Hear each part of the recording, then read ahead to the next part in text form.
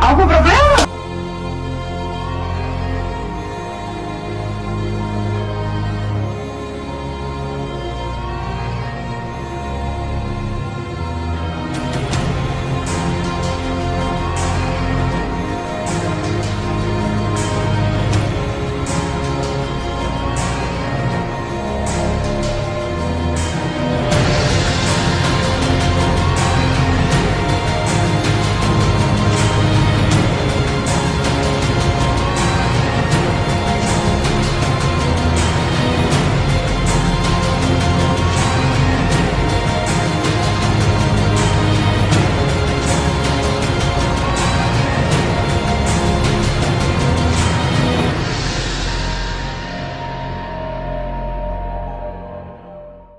Na verdade, a primeira novela que eu vi, que eu lembro que tinha um homossexual, foi América, que era o personagem, se não me engano, do Bruno Gagliasso.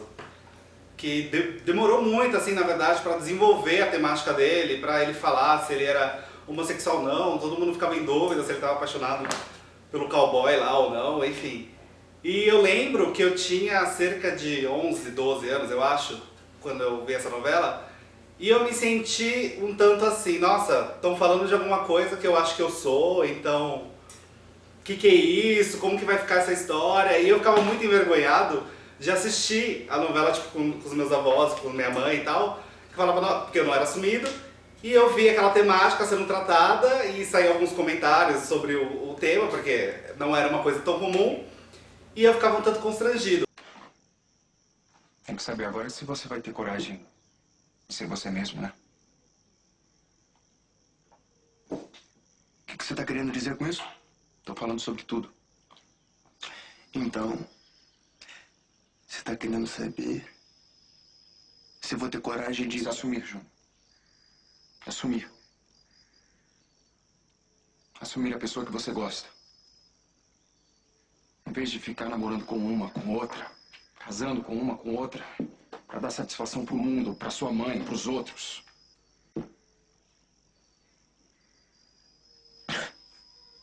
Parece até que você sabe de que eu tô gostando. Eu sei. Pode ser muito bacana. Vai ser muito bacana se você quiser. Porque eu também gosto de você.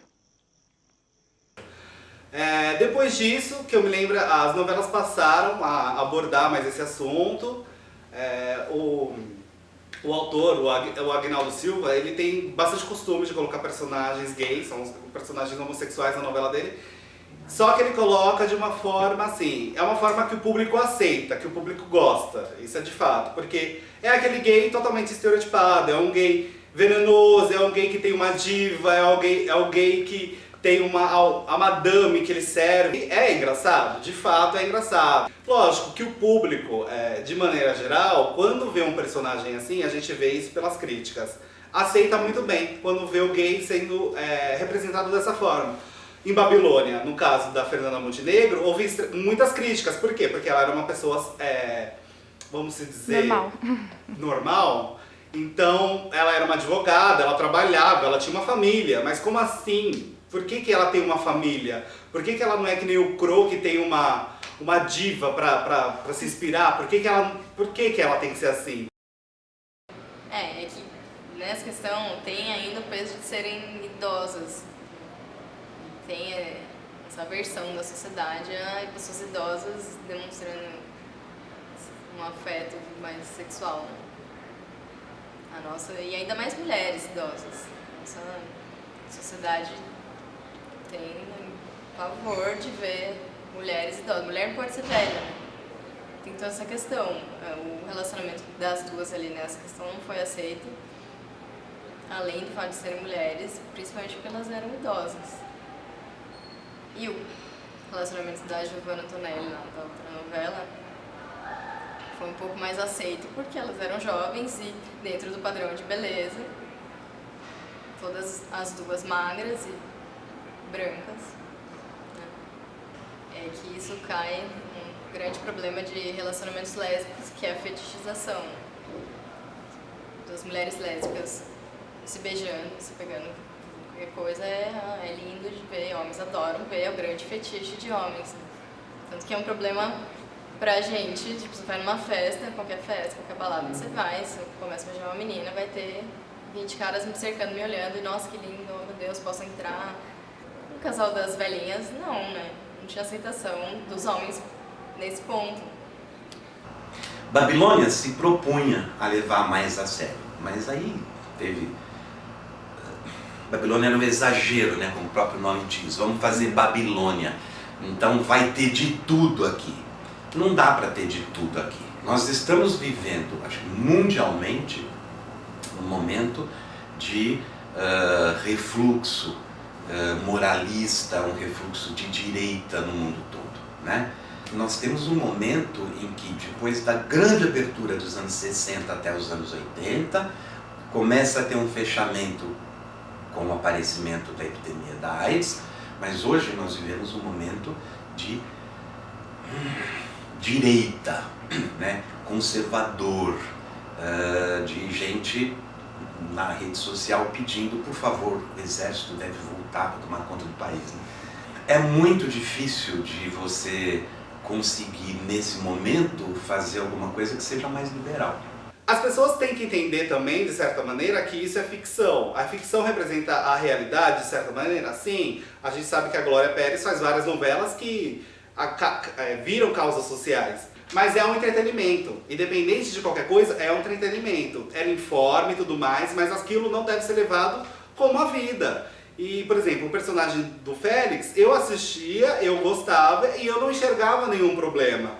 A questão é que as pessoas começam a ver as coisas de maneira diferente, que é levar o que a regra torna a novela em regra. E isso não é uma coisa que se deva acontecer. A TV aberta hoje, a gente tem que considerar que se destina fundamentalmente à classe C e à classe D. Né? Classe B baixa, C e D, que é aonde você vai encontrar o voto maciço da bancada evangélica. Você não vai encontrar o voto maciço da bancada evangélica na classe A nem na classe B superior. Se você paga a sua própria TV, se você assina o seu Netflix, se você assina a sua HBO, e quem assina sabe que assinar HBO não é barato, né? Então você está falando de pessoas que têm uma cabeça mais aberta, que frequentaram, que tem mais cultura, que ganham melhor. Não necessariamente quem ganha melhor tem melhor cabeça, mas enfim, teve mais acesso a bens culturais, né? Então pode escolher. E é isso, você tem 150 canais para você escolher. Agora, na TV aberta você tem quantos canais para escolher? Né? Fundamentalmente você tem 3, você tem a Globo, o SBT e a Record. Então, é menos, né? A gente sabe que a Gazeta, a Rede TV, etc., tem uma audiência muito menor. Então, são fundamentalmente 3 canais. E o que é o grande sucesso hoje, né? Nesse momento assim, que eu estou aqui falando? Os 10 Mandamentos. Né? O que é os 10 Mandamentos? Vamos voltar lá na cultura judaico-cristã e mostrar como começa, né, a história. Eu acho que é um momento difícil, né? É um momento difícil e assim, não tenho nenhuma expectativa de grandes representações de casais homossexuais masculinos. Defendendo até a Globo de certa maneira, ela vem mostrando, eu pelo menos acho, como telespectador, que ela vem mostrando sim interesse em tratar temáticas homossexuais, independente do público. Agora a regra do jogo tem um casal de lésbicas também, eu não estou acompanhando muito bem, mas eu sei que tem um casal de lésbicas. E são jovens até. E aí, por exemplo, não deu certo em Babilônia, vamos continuar, vamos tentar fazer agora e a regra do jogo, vamos ver se funciona. É uma tentativa que eles estão indo. Isso, de certo modo, também atrai um outro público, que são os próprios homossexuais que gostam de se ver representados de uma forma diferente na televisão. Muita gente reclamou também, por exemplo, do Félix, do Valcir Carrasco, teve muita crítica, porque ele era um vilão, então colocou um homossexual como vilão, e aí ele tinha aquele complexo com o pai dele, porque ele não tinha o carinho do pai e tudo mais. Olha, novelas se baseiam em estereótipos, né? Eu tava falando pra você aquele dia. Todo mundo ali é estereotipado, só que quando você tem vários casais héteros, você dilui um pouco os estereótipos, né? Você tem vários estereótipos, mas ali o gay tem um só. Por isso que isso que é ruim. A gente sempre fala, tipo, se você for ver entre grupos de militância LGBT, quase ninguém gosta dessa representação, porque é uma subrepresentação, na verdade, que a gente tem, né?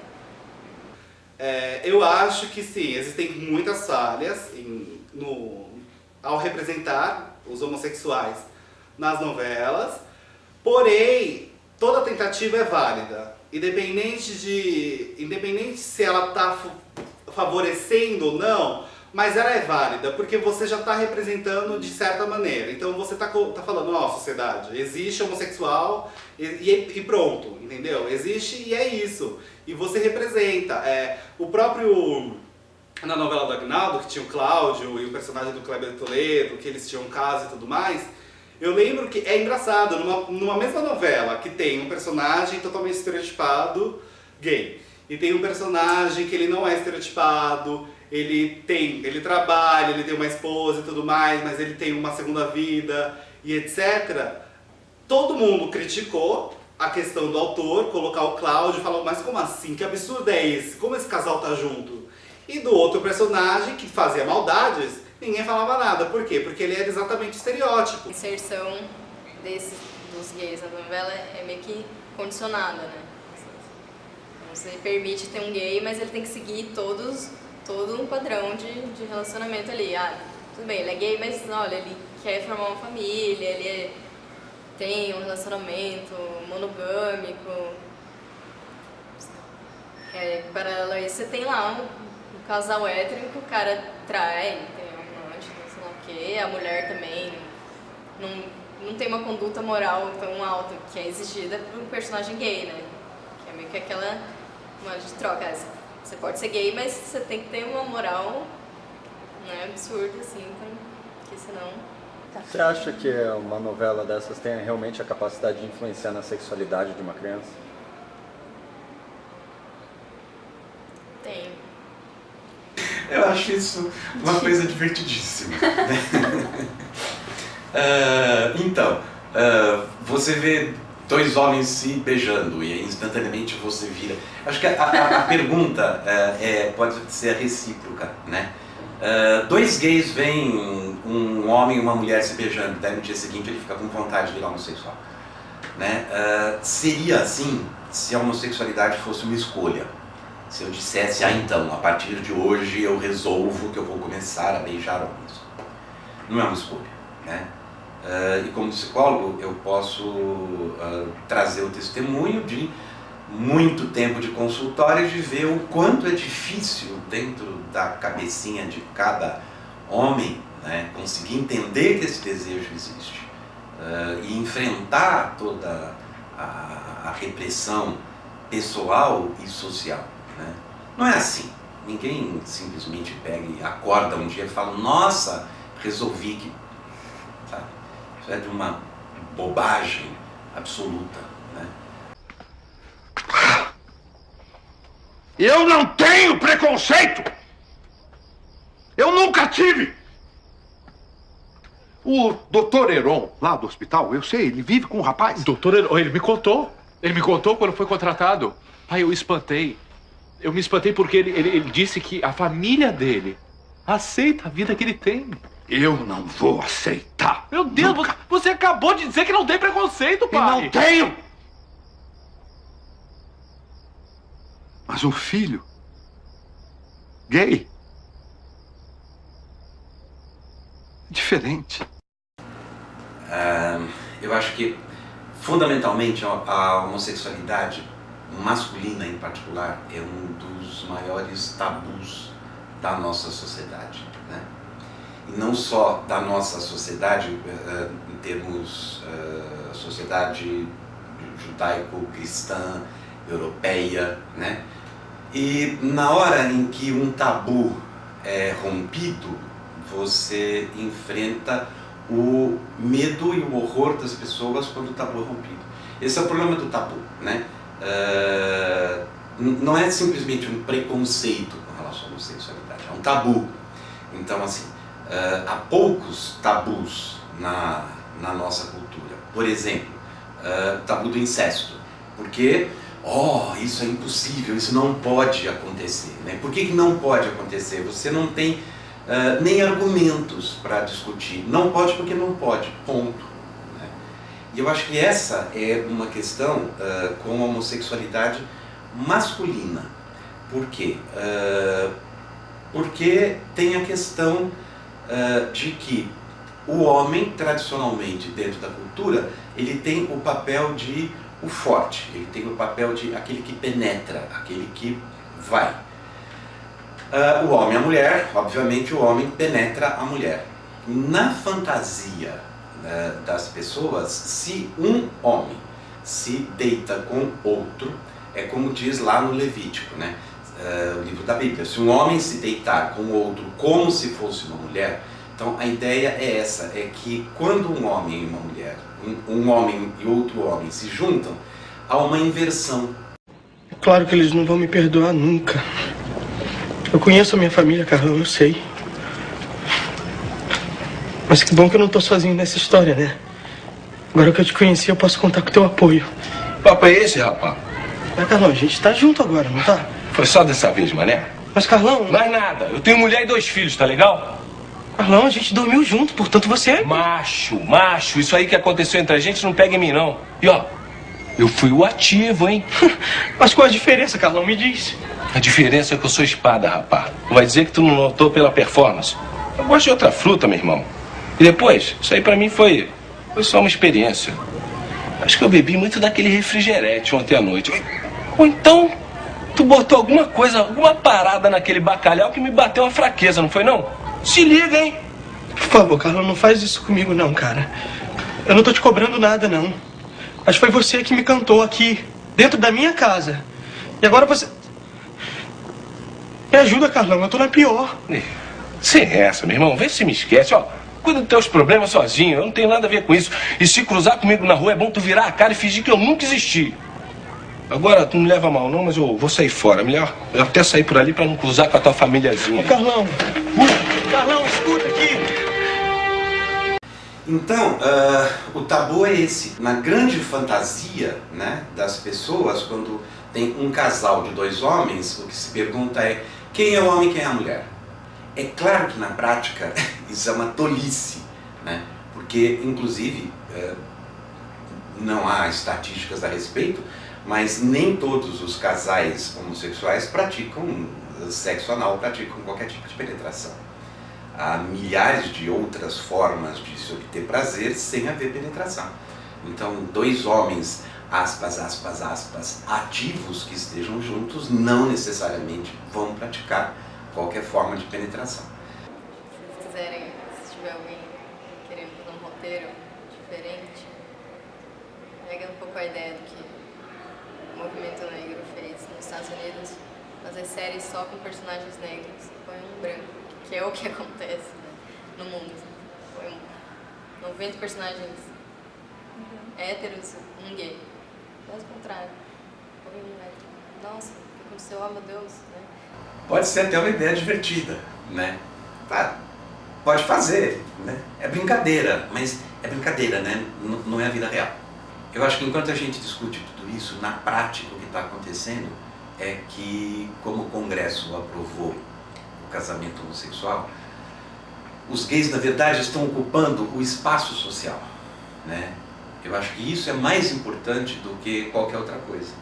É ter casamento, é entrar com pedido de adoção, é ocupar de fato, né, o espaço social. Nós temos um dos últimos 30 anos no Brasil, o que nós fizemos foi não ocupar o espaço social. A gente foi se trancar dentro do shopping, a gente foi se fechar dentro dos condomínios.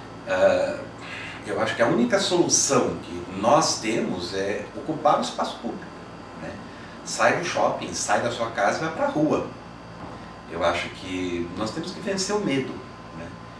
O medo do preto, o medo do pobre, o medo do cara de capuz, o medo dos dois homens que se beijam. Acho que esse é o ponto-chave da história, né?